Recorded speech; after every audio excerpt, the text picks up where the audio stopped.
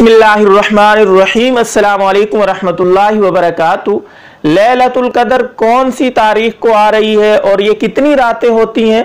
लैलतुल कदर में कौन सी इबादत करनी चाहिए? लैलतुल कदर में कोई ख़ास दुआ है कि नहीं?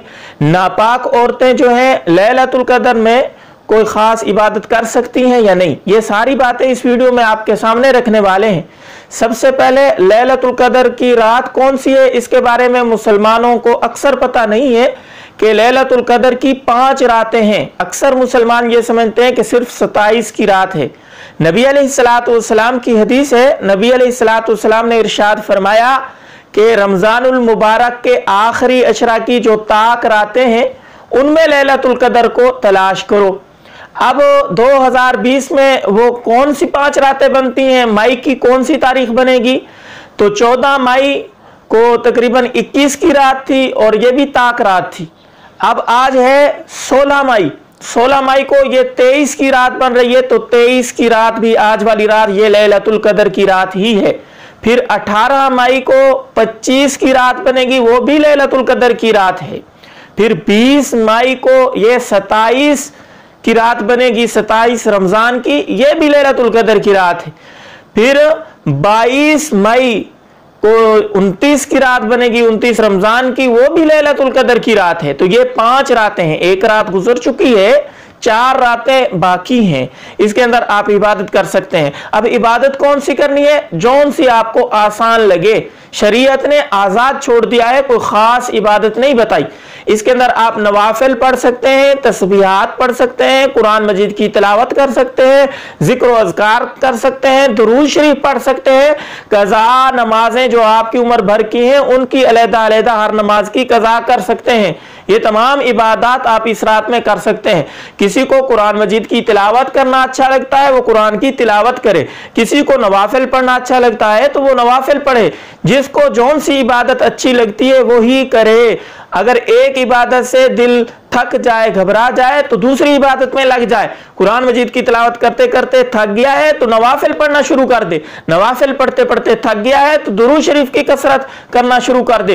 ये तमाम इबादत कर सकते हैं। लेकिन इन तमाम इबादत के एंड पे जब भी कोई इबादत खत्म करने लगे उसके बाद दुआ जरूर करें, ज्यादा से ज्यादा दुआ करें, हर अमल के साथ दुआ को शामिल हार रखें, दुआ जरूर करें।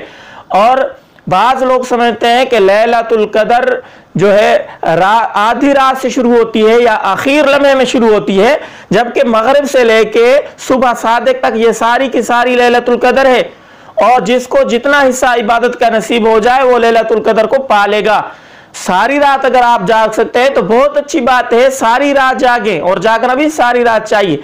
लेकिन अगर किसी को इसकी हिम्मत नहीं है, सारी रात नहीं जा सकता, तो जौन सा हिस्सा उसको मुनासिब हो, पहले वक्त रात का पहला हिस्सा है उसमें इबादत कर ले, दरमियान में सो जाए, आखिरी हिस्से में फिर उठ जाए, या पहले दोनों हिस्सों में इबादत कर ले, आखिरी हिस्से में सो जाए।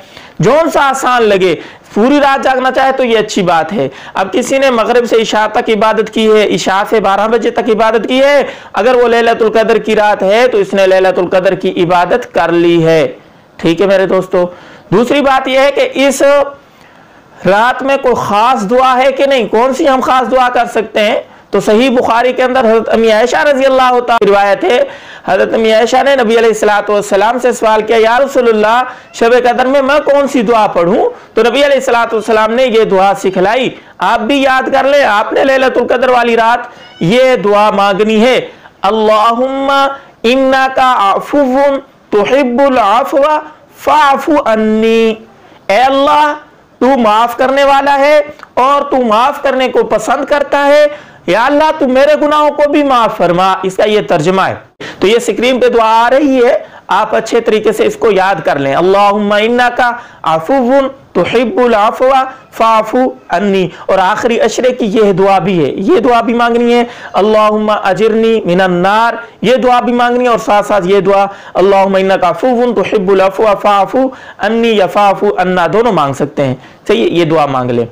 तो इसी तरह एक और बात यह है कि औरतें जो नापाक हैं, जिनके पीरियड्स शुरू हो चुके हैं, जिनके जो मखसूस दिन है हैज के वो शुरू है, वो इबादत करनी चाहती हैं, तो वो कौन सी इबादत करें? कुरान मजीद की वो तिलावत नहीं कर सकती, कुरान मजीद को हाथ नहीं लगा सकती, नमाज नहीं पढ़ सकती, तो उनके लिए भी जिक्र अज़कार है, उनको भी लैलतुल कदर की इबादत का सवाब मिलेगा। वो तस्बीहात करें, ला इलाहा इल्लल्लाह मुहम्मदुर रसूलुल्लाह, पहला कलमा की इसका विर्द करें, ज्यादा से ज्यादा पढ़ें, दुरूद शरीफ पढ़ें। भाई ये भी इबादत है, ये इबादत आप नापाकी की हालत में भी कर सकती हैं। दुरूद शरीफ पढ़ सकती हैं, तस्बीहात पढ़ सकती हैं, सुबहान अल्लाह, अल्हम्दुलिल्लाह, अल्लाहु अकबर, ला इलाहा इल्लल्लाह, ये तमाम तस्बीहात आप इस रात में कर सकती हैं, तो परेशानी की बात नहीं है।